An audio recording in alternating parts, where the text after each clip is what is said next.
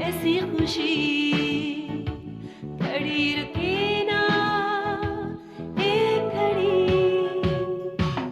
एक पल है जिंदगी, एक पल कुछ भी नहीं।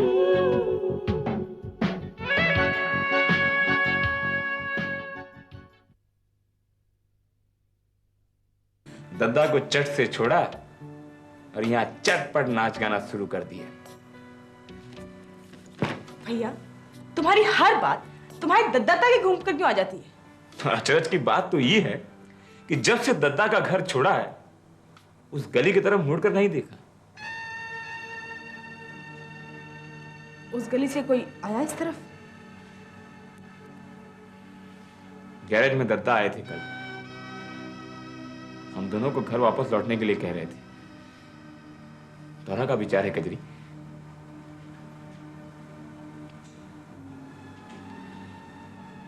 तुम अपना सोच लो भैया, हमारा लौटना तो अब असंभव है। तुम्हारी भौजाई मुझे छोड़ के चली गई।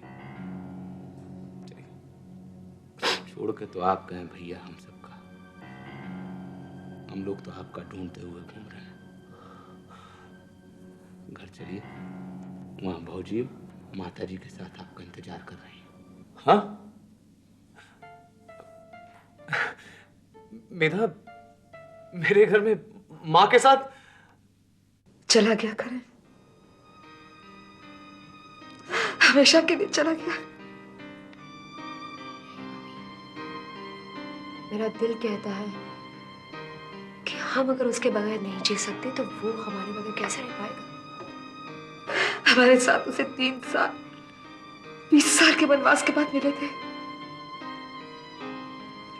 जब करण ने आंखें खोली वो वनवास में था। 20 साल बिना माँ बाप, बिना किसी रिश्ते नाते रहा है वो।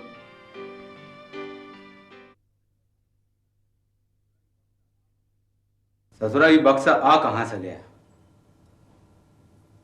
कहूं ये कलयुग का आइटम तो नहीं है? जैसे दीवारों के कान होते हैं वैसे ससुरा बक्सन के भी पांव होने लगे। पता चली कि खुद ही टहलते हुए आ गए त्यागी का घर। दादा पर अफसोस का बात यह है कि हमारा घर में ससुरा विचित्र ही चीज आता है। पहले वो एक तो इलाहाबादी विदूषक चला आया था, अभी विदेशी टाइप का बक्सा। दद्दा भी कमाल के, हमारी इज्जत तो उतारते ही थे, अब इतना बढ़िया बक्सा है उसकी भी इज्जत उतार रहे हैं। जाऊं नहीं तो हमारी इज्जत का टोटल सत्यानाश कर देंगे। सुनो, उनको मत बताना हम यहाँ पर हैं। काहे? अच्छा, सरप्राइज देना है, समझ गया। आप तो जानते ही हो कि हमका ससुरा विदेशी चीजों से सख्त नफरत है। हमारा मन करता है कि लाभदायी बक्सा में तो गिरा ससुरा कबाड़ी की दुकान पे। Hold on, hold on, hold on. कबाड़ी को बुलाने की जरूरत नहीं है दद्दा, हम आ गया। अरे क्या करेंगे? अपने हाथ से उठाकर हम अंदर रख दूंगा। हाँ, आप चिंता मत कीजिए दद्दा। पर एक बात है दद्दा, कहा स्वागत किया हमारी वापसी का। Hang on, hang on, hang on. कभी हम तोरा स्वागत ही कब किया? अभी तो हम तोरा ही विदेशी बक्सा का स्वागत किया। कजरी ने तो कर दिया है। कजरी की बात छोड़ो दद्दा, उसका द्वार तो हम ऐसा छोड़ कर आया हूं कि जिंदगी भर याद तक नहीं करूंगा उसका। आप गैराज में आए थे, आपने कहा था कि कजरी से बात कर लेना फिर घर वापस लौटने के लिए। हमने उससे बात किया पर वो मुंह फट ऐसे बोली, तुमको जाना है जाओ, हम नहीं आते। हम भी कोई कम, हमने भी कहा तुमको नहीं आना मत आओ, हम तो दद्दा के वापस जरूर जाएंगे। और तुम वो अकेला छोड़ के आएगा। दद्दा अब का चिंता छोड़ो, वो देवी जी शहर के रंग ढंग में ऐसे ढल गई है कि चिंता करने की कोनो जरूरत नहीं है। सब चाल ढाल समझ गई है। हमका तो लगता है दद्दा वो चाहती भी थी कि हम उसे अकेला छोड़कर जाएं, ताकि अपना कुकर्म का कार्यक्रम ठीक ठाक कर सके। आज के बाद अगर कब हम कजरी का बारे में ऐसा बातें किया ना तो हम तोरा हलक का अंटा निकाल के गली का छोकरिया के लाने खेलने के लिए दे दूंगा।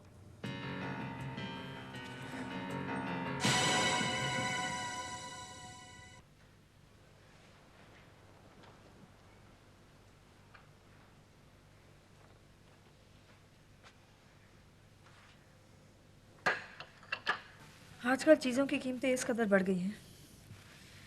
रेनोवेशन का खर्च इतना आ रहा है जैसे मैं कोई नया घर बनवा रही हूँ। रेनोवेशन का खर्च काफ़ी आएगा मम्मी। मुझे वो सब बताने की ज़रूरत नहीं है। सिल्वर स्टेट से ना मेरा कोई लेना देना है, ना कोई मुझे मतलब है। तो क्या तुम मेरे साथ वहाँ नहीं चलोगी? मजबूरी में तो जाना ही पड़ेगा। हाँ, अगर तू नहीं चाहती है तो मैं यहाँ कोई घर लेकर रह लूँगी। अरे तुम क्यों ऐसी जली कटी बातें करती रहती हो? मेरे सामने अपनी ज़िंदगी बर्बाद कर रही है, तू चाहती मैं चुप रहूँ? इससे अच्छा होता कि मैं बेजुबान होती। मम्मी एक बार ज़रा तुम खुद सोचकर बताओ, केशव ने हमारे लिए इतना किया था, क्या हम उस पास्ट को ऐसे काट कर फेंक दें? तेरे पिता की यादों को मैंने अपनी ज़िंदगी से काटा नहीं है। मैं आज भी उन्हें याद करती हूँ, लेकिन उसके मुताबिक ज़िंदगी तो नहीं बिताती।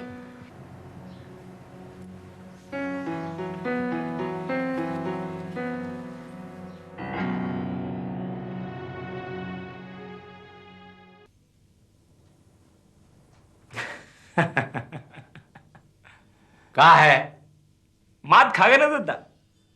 दरअसल का है, ये बक्सा हमारा नहीं है, कजरी का है। अब ईमानदारी से बताना मात खाए हो कि नहीं? खजरी?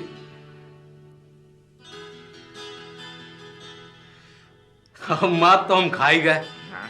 पर ये बात आपको पता है कि मात खाने के बाद हम आपका का दूंगा? समझ गया। कहाँ जा रहा है? जूता लाने। ससुरा हमसे मार खाने के लिए हमारा जूता लेके आओगे तुम? तू कहा दद्दा ना, आदत सी पड़ गई है। क्या मरोसा है रे?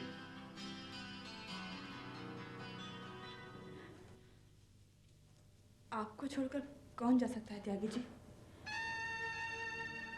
और तो चले गए, वो पता नहीं किस मिट्टी के बने थे। देखो कजरी, जो गए हैं उनका बात छोड़ो, लेकिन ये घर में जो 3 लोग रहते हैं, तुम, हम और मुरारी, ये एक ऐठो मिट्टी के बने। जैसे तुम और मुरारी ये बदतमीज त्यागी को नहीं छोड़ सके ना, वैसे ही त्यागी अपने ऋषभ भैया को नहीं छोड़ सका। और जैसे त्यागी अपने ऋषभ भैया को नहीं छोड़ सका, वैसे शिवानी को भी नहीं छोड़ सका।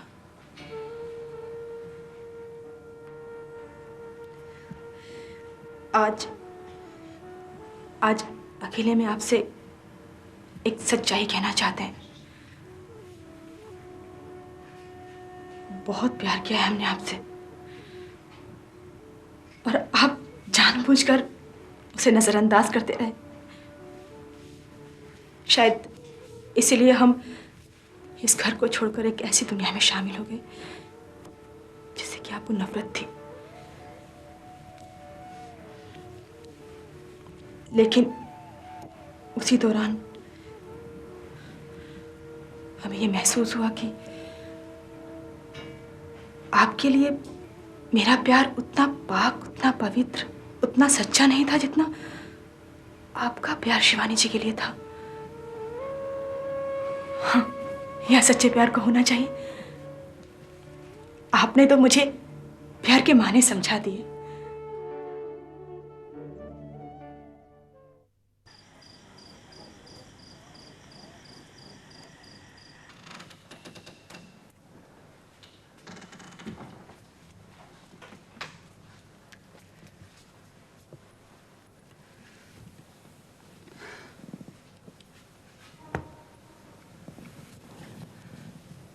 महेंद्र, देखो, निशी ने जो कुछ भी कहा वो सिर्फ परेशानी की हालत में कहा है।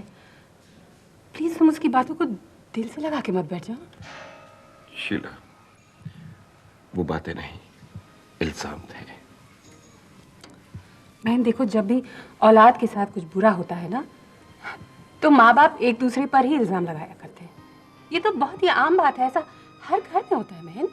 होता होगा, लेकिन उन घरों में रितु और नीतू जैसे बदनसीब बच्चे नहीं होते होंगे। उन बच्चों के साथ इतना बुरा नहीं होता होगा जितना जितना मेरी बेटियों के साथ हुआ है शीला। जितना ज्यादा बुरा हुआ, उतने बड़े इल्जाम लगते गए। देखो महेंद्र, इस वक्त तुम्हें सिर्फ नीतू के बारे में सोचना, और कुछ नहीं। पता नहीं तुमने महसूस किया है नहीं, लेकिन मैंने महसूस किया है। रितु के साथ सबसे ज्यादा बुरा हुआ है। रितु रितु और नीतू के बारे में तो बाद में बात करेंगे। आज आज मुझे महेंद्र मल्होत्रा के बारे में सोचना है। अपने बारे में? हाँ शीला, एक बात बताओ, मुझे विश्वास है कि तुम जो भी कहोगी सच सच कहोगी। मगर क्या? ऋषि ने जो मुझ पर इल्जाम लगाए हैं, क्या वो सही है? क्या मैं उतना बुरा आदमी हूं जितना वो समझती है? सब समझते हैं। रितु और नीतू, इनके साथ जो कुछ हुआ, क्या उसका जिम्मेदार मैं हूं? आज please I beg of you, Mahendra Malhotra को उसका अक्स दिखा दो प्लीज। हाँ महेंद्र, तुम गलत रहे हो। बहन, आज तक तुम्हारी बेटियों के साथ जो कुछ भी, जितना भी बुरा हुआ है, उन सबका जिम्मेदार मैं तुम्हें ठहराती हूँ, क्योंकि तुम उनके पिता हो। बहन देखो, चाहे कड़वी जबान से ही लगाए हो, लेकिन निशी ने तुम पर जितने भी इल्जाम लगाए हैं वो सब सही है। मैं बुरा आदमी हूँ? नहीं महेंद्र, तुम बुरे आदमी नहीं हो तुम बुरे आदमी। लेकिन जब अकेलेपन का खौफ तुम्हारे सर पे सवार होता है ना, तो तुम घबरा जाते हो। और आज तक तुमने शायद जितने भी गुनाह किए हैं उसी घबराहट में किए हैं। बहन देखो, जब तुम्हारा और निशी का रिश्ता फेल हो गया, उस वक्त शायद तुम किसी के साथ की तलाश के लिए छटपटाने लगे, और उसी छटपटाहट में तुम अपने घर से धीरे धीरे दूर होते चले गए। निशी अपने गम में डूब गई, और बहन ऐसी ही घरों की लड़कियों को लोग बहकाना शुरू करते हैं। तुम ठीक कह रही हो शीला। मेरे बच्चों के पास अगर एक मजबूत घर होता, अपने माँ बाप की शक्ति ताकत होती, तो आज किसी की जुर्रत नहीं होती कि वो मेरी बेटियों के साथ खिलवाड़ करता। किसी की जुर्रत नहीं होती। बिल्कुल ठीक, लेकिन बहन अभी भी देर नहीं हुई है। तुम अब भी चाहो तो नीतू की बर्बाद होती हुई जिंदगी को बचा सकते हो। देखो मैं, अगर नीतू की प्रेगनेंसी के वक्त तुम उसके साथ रहो तो उसे बहुत अच्छा लगेगा।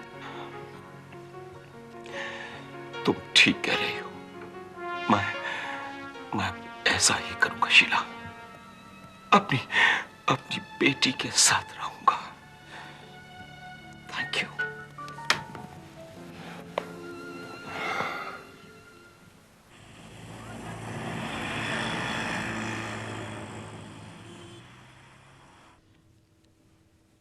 लेकिन उसी दौरान हमें यह महसूस हुआ कि आपके लिए मेरा प्यार उतना पाक, उतना पवित्र, उतना सच्चा नहीं था जितना आपका प्यार शिवानी जी के लिए था। हाँ, यह सच्चे प्यार को होना चाहिए। आपने तो मुझे प्यार के माने समझा दिए। एक वादा करेंगे? अब आपको जब भी शिवानी जी की याद आए ना, तो आप अकेले उन्हें याद नहीं करेंगे। हाँ, मुझे साथ लेंगे, उनकी बहुत सारी, ढेर सारी बातें करेंगे हम। हाँ, शिवानी जी का एहसास बिल्कुल वैसे ही होगा इस घर में जैसे आप, भैया, या शायद मैं। शिवानी जी इस घर में मौजूद रहेंगी, ये मेरा आपसे वादा है। और त्यागी और शिवानी को एक साथ देखना, यह कजरी की जिंदगी का मकसद है। इसीलिए तो हम यहाँ आए हैं। अब ऐसे खड़ा खड़ा भूखा पेट हमका इमोशनल करने का इरादा है का? भीतर जाओ, वो कछु अच्छा भोजन बनाओ। हमने तुम लोगन के जाने के बाद से एक ठो तृप्ति का निवाला नहीं लिया है। जाओ। अभी लाते हैं।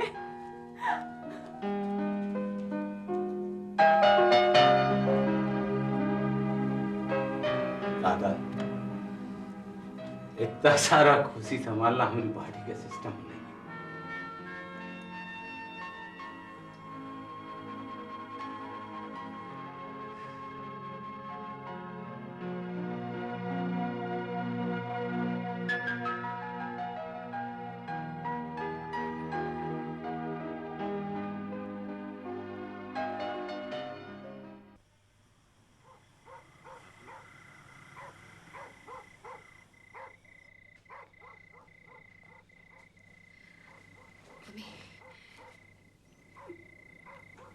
मुझे नहीं लगता ऋषभ आएगा। जब तक मैं चली नहीं जाती वो इस घर में भी नहीं आएगा।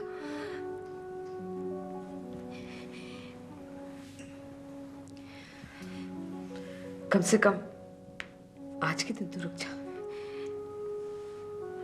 मेरे ऋषभ को थोड़ी सी और मोहलत दे दे। मम्मी, मेरा चले जाना ही ठीक है। ऐसी जिद ठीक नहीं है बेटा। ये जिद नहीं मम्मी, मुझे अचानक डर सा लगने लगा है कि कहीं वो मुझे यहाँ देकर बौखला न जाए, कहीं फिर एक बार वो मेरी बेइज्जती ना कर दे। ऋषभ आ गया। लीजिए माँ जी, आपके लाडले आ गए। अब आप बहुत प्यार भी करेंगी और चाहेंगी भी कि बिगड़े ना। वैसा तो नहीं हो सकता है ना। देखा कैसी हालत बना ली इसने। अब माता जी के सीने से लगेंगे तो पहले से भी ज्यादा अच्छा हालत हो जाएगा इनका। भैया जाइए माँ जी के सीने से लगे। हमरे सामने शर्मा रहे हैं का? अच्छा माता जी, हम चलता हूं, नहीं तो ऋषभ भैया ऐसे ही खड़े रहेंगे। प्रणाम। प्रणाम भौजी।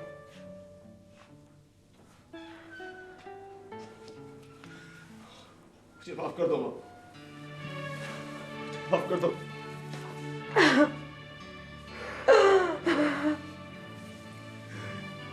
तुम्हारा ये बेटा बहुत ही बुरा है, बहुत बुरा है। जो कोई भी उसे अपने सीने से लगाता है उसके सीने में दर्द भर देता है माँ। ऐसा मत बोल बेटा। पता नहीं मेरे अंदर इतना जहर कहां से आ गया माँ, क्यों आ गया। मैं अपने गुस्से में बिल्कुल बेसहारा हो जाता हूं। और मां, तुम नहीं जानती मैंने करण के साथ कितना बुरा सलूक किया है। उस दिन जब ऋतु को बचाने के लिए हम लोग अस्पताल जा रहे थे, तो मैं नशे में धुत, पता नहीं उससे क्या कुछ कह बैठा। जी तो चाह रहा था कि उसका गला घोट कर उसे मार डालूं, लेकिन उसने कुछ नहीं कहा। अगले दिन जब सुबह को होश आया और मैं उससे माफी मांगने गया, तो पता चला कि वो शहर छोड़ के चला गया। लेकिन तुम चिंता मत करो मां, वो जहां भी गया होगा उसे ढूंढकर वापस तुम्हारे पास ले आऊंगा।